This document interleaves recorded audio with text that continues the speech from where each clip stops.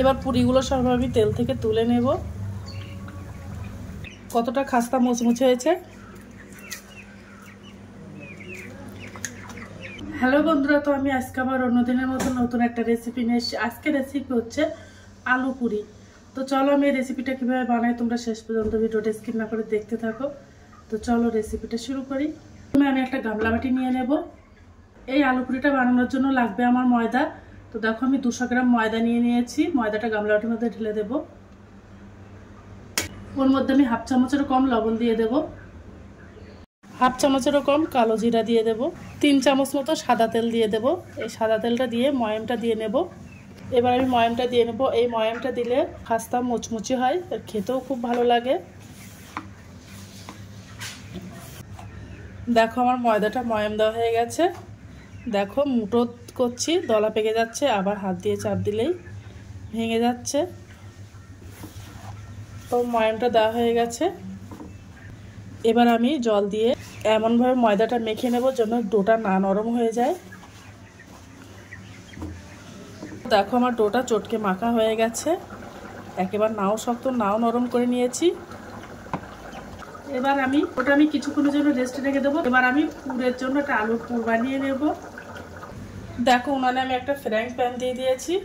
এবার আমি ফ্রাইং প্যানের মধ্যে 3 থেকে 4 চামচ মতো সান দিয়ে দেবো। খুব বেশি তেল দেবো না, অল্প করেই তেল দেবো। এবার আমি ওর মধ্যে হাফ চামচেরও কম 5 ফোড়ন দিয়ে দেবো। 5 ফোড়নটা হালকা একটু তেলে ভাজা ভাজা মতো করে নেব। এবার আমি ওর মধ্যে কুচানো পেঁয়াজ আর কাঁচা লঙ্কা দিয়ে দেবো।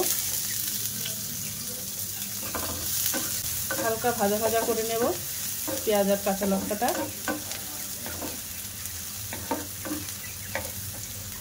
ওর মধ্যে একটু আদা বাটা দিয়ে দেবো, হাফ চামচেরও কম।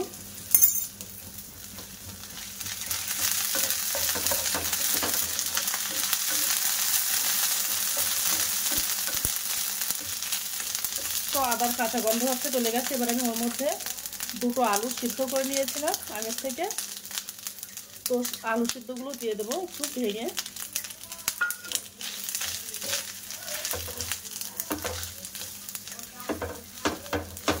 একটু মিট মশলা দিয়ে দেব,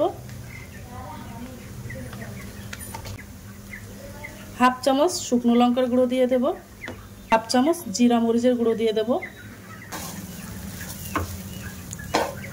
এবার আলুটা বেশ ভালো করে নাড়তে থাকবো। দেখো আলুর পুরটা বানানো হয়ে গেছে। এবার আমি গ্যাসটা অফ করে দেব।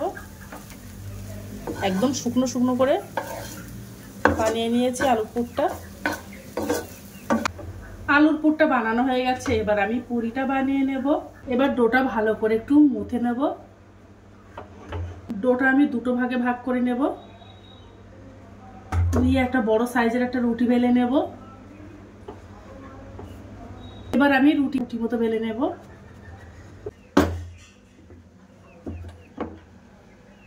দেখো একটা বড় সাইজের আমি একটা রুটি বেলে নিয়েছি। একেবারে খুব পাতলা করিনি, একেবারে খুব মোটাও রাখিনি, এমনভাবে রুটিটা বেলে নিয়েছি। এবার দেখো আমি একটা কুকি কাটার নিয়ে নিয়েছি। এই কুকি কাটার দিয়ে কেটে কেটে লেচিগুলো সব বানিয়ে নেব।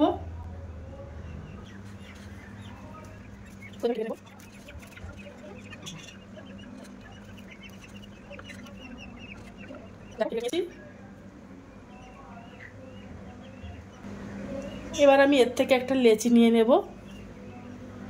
আর যে আলুর পুরটা বানিয়েছিলাম ওই আলুর পুরটাও আমি নিয়ে নিয়েছি। ওর মধ্যে এবার আলুর পুরটা দিয়ে দেব। দিয়ে এবার মুখটা আটকে দেব সব সাইড দিয়ে, যেন আলুটা না বেরিয়ে যায়।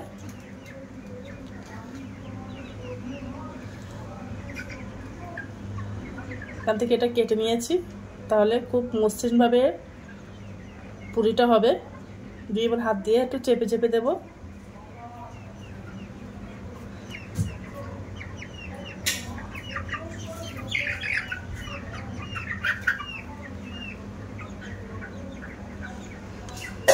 দেখো পুরিটা আমি এই সাইজের বানিয়ে নিয়েছি। সব সাইডে দেখো সমান করে নিয়েছি।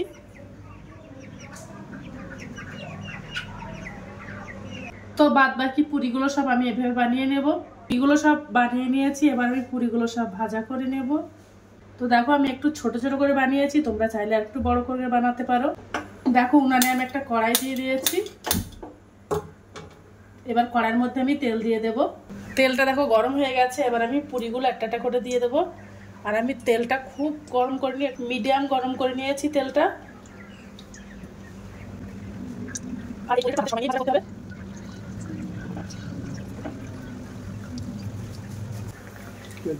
তো দেখো আস্তে আস্তে পুরিগুলো সব ফুলছে, দেখেছো একদম ফুচকা মতো মতো ফুলছে। দেখো একদম গোল গোল হয়ে যাচ্ছে ফুলে।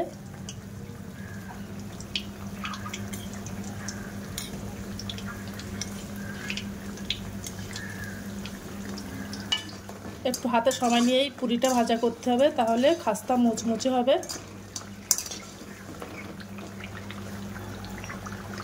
দেখেছো কত সুন্দর ফুলে টইটুম্বুর হয়ে গেছে। এবার পুরিগুলো সব আমি তেল থেকে তুলে নেব। দেখো আমার আলুর পুরিটা বানানো হয়ে গেছে, কত সুন্দর হয়েছে, একদম খাস্তা মোচমোচে।